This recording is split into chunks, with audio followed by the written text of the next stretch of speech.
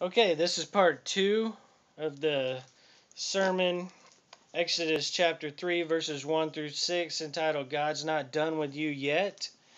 And I want to pick up where we left off. We were talking about Moses being basically thrown into a life of shepherding sheep. He went from leading people, being royalty. Now he's roaming the hills, chasing his father-in-law's sheep at that, not even his own. And Moses, I can only imagine that he may have been in need of a life change, right? Um, I know personally in my life, I have experienced some recent changes that I never thought I would see come about. Um, I have I felt God's calling on my life many years ago, and I was called into youth ministry and felt God's leading into okay, now it's time to get educated. Go off to college, do that, work with churches, get involved, and different things like that. So I kept following God's call. I kept doing what I felt He wanted me to do. Had the passion, had the desire, had the drive, and ministered, reached many youth for Christ, but the final chance that I had to get a full time ministry, it only ended up lasting 6 months, and I left feeling almost like a failure, kind of like, okay, God, what's going on now? What do I do? I came back to a place where I had already sold my home. I didn't have a job to come back to. I've been unemployed now for over 2 years, and God's really turned my life upside down. And through all of that, there's been times that I've said, you know what, God, have you forgotten about me? Have you left me behind? Did I screw up? Did I mess something up? Did I miss the boat? But you know what? I hold on to the promise that He's not through with me yet, right? He can still use simple people. And I trust that if I stay faithful and follow what He has for me right now, God is preparing me for something great, right? And so I believe this may be some of the things that Moses could have been feeling as he was out there taking care of these sheep. Um, Maybe God said, I believe you have the abilities. I believe you have the know how. I know you can do it. But you know what? You need some time. I need some time to work on you. Maybe there's some things Moses had to get right. I don't know, but what I want to do is pick us up. We already kind of went through verse 1, but verses 2 through 5. Now, this is when God shows up, okay? Moses goes from, just wandering kind of aimlessly, leading his sheep. Next thing you know, boom, here's a burning bush. I think that'd get your attention. I know it'd get mine. And and God basically used this in a way,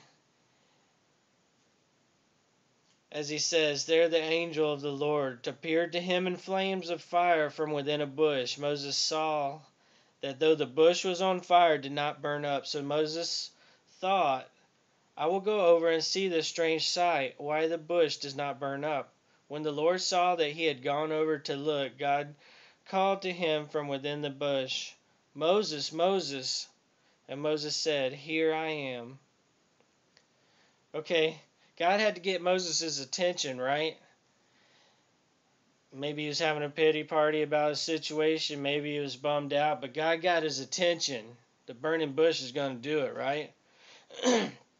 Yeah, definitely. God wasn't going to let Moses miss seeing him on his mountain. Even a lowly shepherd, God still said, I can use you. No matter what you've been through, what you've done in the past, I can still use you, and I desire to use you. So, Moses was humbled at this, right? You have to be. Obviously, Moses has a relationship with God, and now he's standing before the incarnation of God, right? The burning bush. God's in the house. He's right here in front of me. So this has to be a humbling experience, right? He was now standing in the presence of the unseen God that he's been worshiping. Wow. Okay, reality check, right? So now Moses is like, okay, what do I do now? Moses recognized God, said, hey, um, I'm obviously not worthy. And God asked him, he said, after he called for him, and Moses said, here I am. He says, do not come any closer, God said. Take off your sandals, for the place where you are standing is holy ground. He asked Moses to take off his sandals. Okay, a shepherd, already kind of humble, right? Already kind of lowly. Maybe a low man on the totem pole, but go ahead and take off your sandals. Get barefoot. Okay, that's showing God some reverence. That's saying, hey, you're the man, and I submit, right? So this had to be a life-changing experience. Moses was never going to be the same.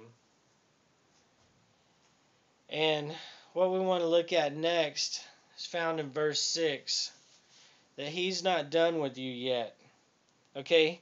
Then he said, I am the God of your father, the God of Abraham, the God of Isaac, and the God of Jacob. At this, Moses hid his face because he was afraid to look at God.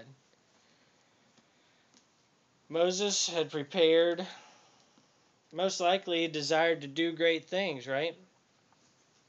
God asked him to do something that he had basically promised many years before. And God said, you know what, Moses, this time that you've spent chasing these sheep, spending time in royalty, all these things, all right, now it's time to put it into practice. And he said, you know what? Okay, I haven't forgotten you. You've been on your own. You've had 40 years to think about what's going down. You've had 40 years to prepare. And now it's time to get busy. And now Moses is like, oh, you can only imagine, right? No telling. He's like, what have I gotten myself into? And God says, you know what?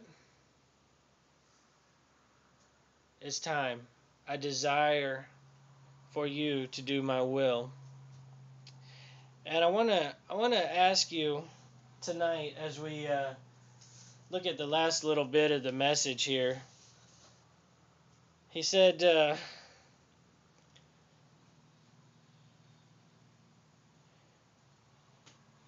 Moses had to move, right?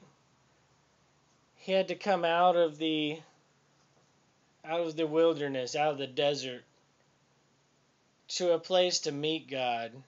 Now he's standing before God, and a split-second decision forced him into a timeout. Thankfully, God still gives us second chances, right? Just when you think God has forgotten about you, God's timing is unique. And looks like we're going to have to get into section 3, part 3 of this sermon. So we'll end it here and pick up part 3 and close it out. So see you guys in a bit.